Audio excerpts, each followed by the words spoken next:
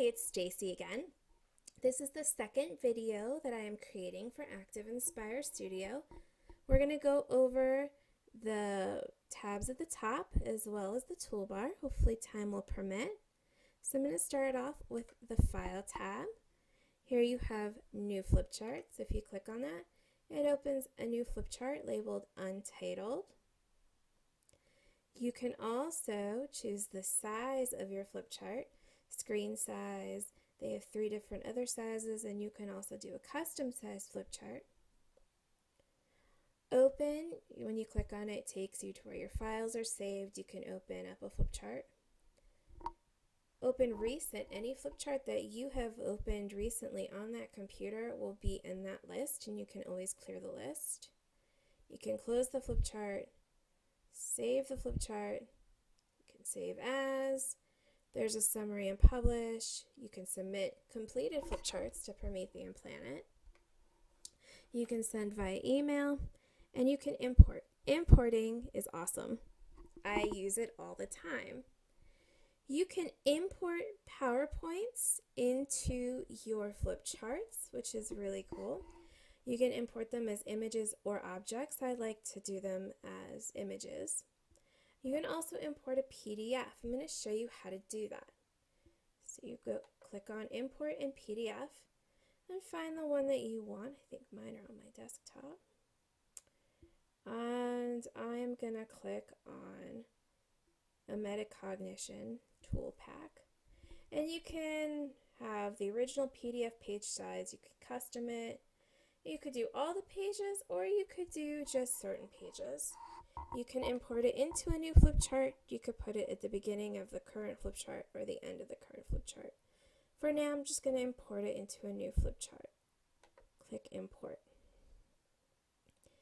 And it might take a while to decide. It depends on the size of the PDF file. As you can tell, mine's going a little bit slow. So while it's doing that, let's look up here, and you can see it opened it up into a new tab, and it actually labeled the tab whatever the name of the file was. So that's awesome. Another thing you're going to want to do once your PDF finishes downloading is you're going to want to lock all the pages so that if you're writing on that page, the page doesn't move, because right now it will move if you try to do anything on it.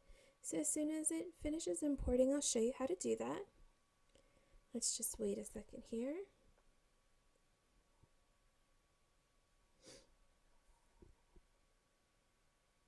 Alright, now that it is finished downloading, as you can see in the page browser, you can see all the different pages. And as I said, you can move the pages around, so you're going to want to lock it. What you're going to do is you're going to click on your object, okay, and you'll see the dots come up. Right click on the image and click locked. You can also click on Control-Shift-L. That will also lock it. Now you cannot move it around. If you do need to move it around, click on that blue screen right there. You'll be in design mode, and then you can move it around to where you need it to be. Once you get out of design mode, you will not be able to move it. Okay, so that's how you import a PDF, and it would be very similar when you're importing a PowerPoint. You can also import Smart Notebook files, Smart Gallery item file, and a common file format. I have never done those 3 before, so I can't help you with that. You can also import resource packs to your resources or to your shared resources. And I showed that to you in the browser tab. Actually, I showed you where to find it in the browser, the resource browser. I haven't showed you how to download them from Promethean Planet. That's going to be in a different video. You can also export your flip chart, which again, I have never done before. You can print, and when it comes up, you can print the frame pages. You could show the page numbers. You could do just the page notes. And you can do the page notes only, which is great to use. We talked about the page notes in the last video, and they're very, very helpful. So you might want to print out just the page notes only when you are using a flip chart, and you should do that ahead of time. And you can do the pages that you want, the number of copies you want, etc., etc. I'm going to close out of that. Finally, there is settings. Settings is very, very important. Under settings, we have the layout, so you can change the size of the icons. As you can see, my icons are now getting bigger. You can make it smaller. I'm going to leave mine right about here. That's a good size. You can dock the main toolbox on the top. I like mine on the top. You can also dock it on the bottom. You could dock it on the left. You could dock it on the right. But like I said, I like mine on top. You can change the number of colors for your color palette. Right now I have it at 16. I'm going to make it 24.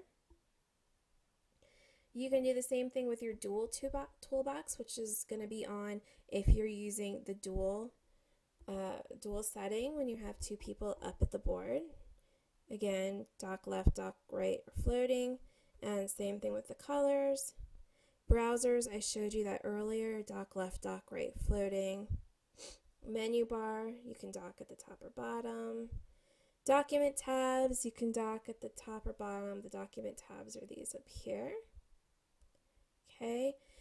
You can show the flip chart trash can, which is down here. If you don't want it there, just uncheck it. You can show it full screen. I don't like mine full screen. And you can show page extenders as well, which is that little arrow down at the bottom and allows you to scroll.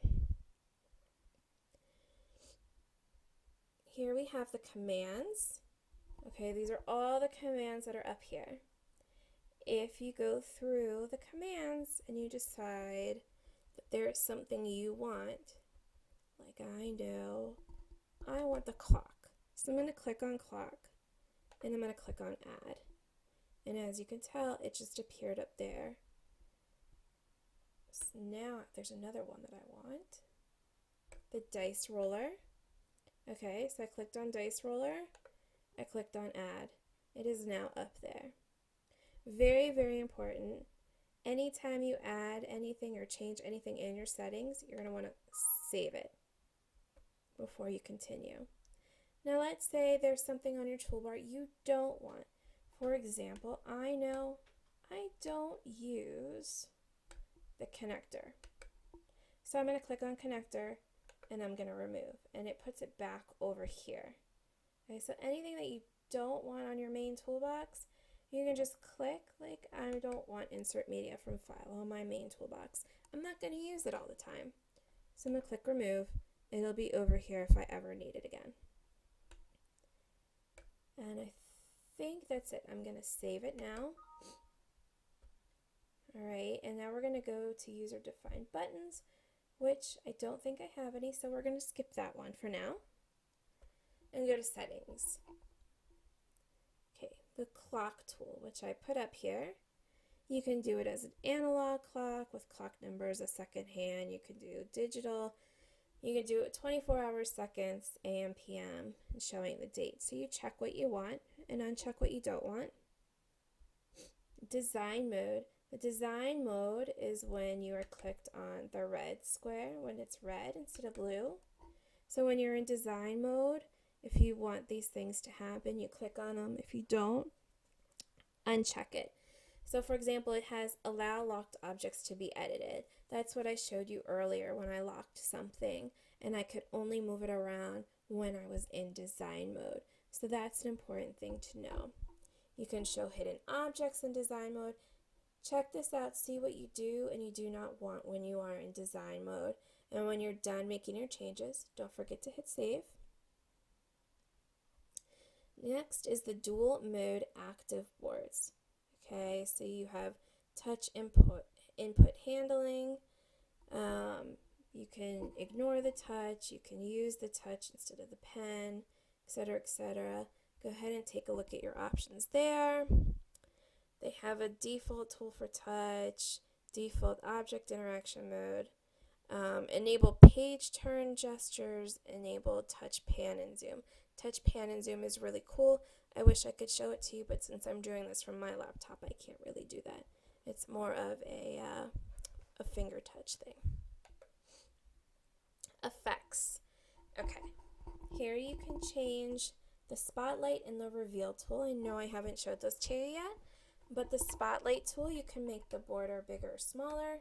You can change the color of the border. You can change the background of the color.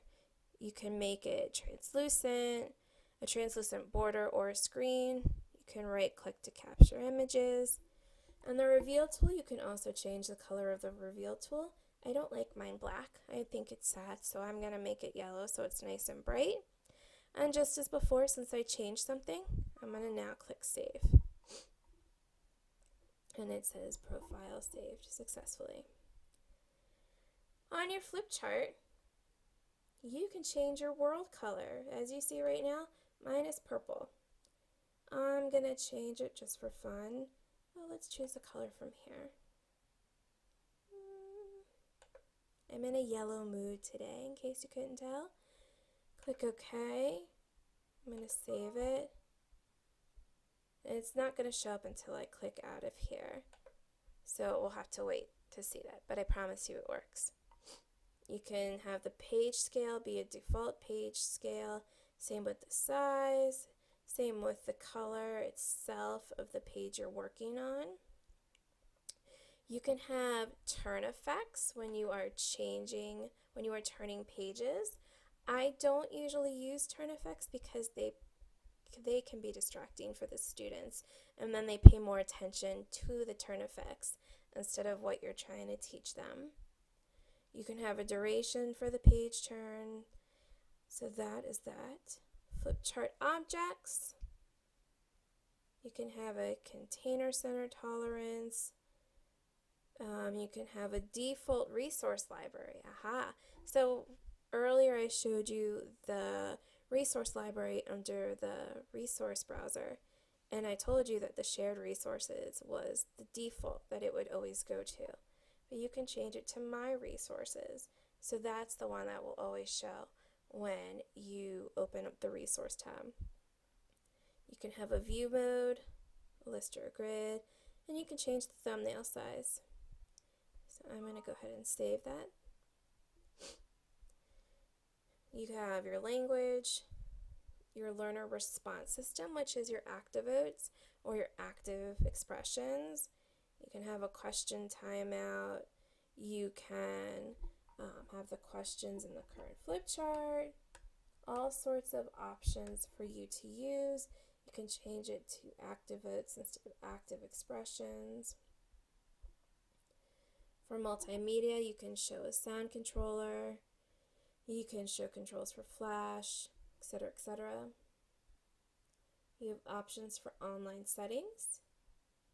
You have profiles and resources. You have recordings. Spell checker. Actually, that's a good thing to know. Is the spell checker. You have your dictionary language. Tools. You can have your default tool be the select tool instead of the pen tool. I know every time I open up ActivInspire, it always comes up with the pen tool, but that's usually not the first one I'm going to use, so I have it as the select tool. You can do the highlighter translucency, make it a little bit lighter, image fill tolerance, the pen cursor, if you want it above, below, or off. I'm going to put mine below for now.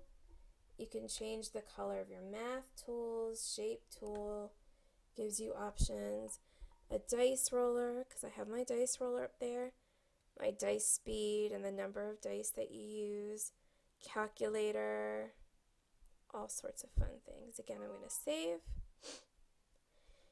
Finally, we have user input, which I don't really use that, and if there is an important function to it, I'm sorry, I don't know. Now that I have done all of these things, and I've saved it, and now I can click done. And watch what happens. Remember I told you I changed my background color, so I had to flip a page before it showed up, but it did change to yellow.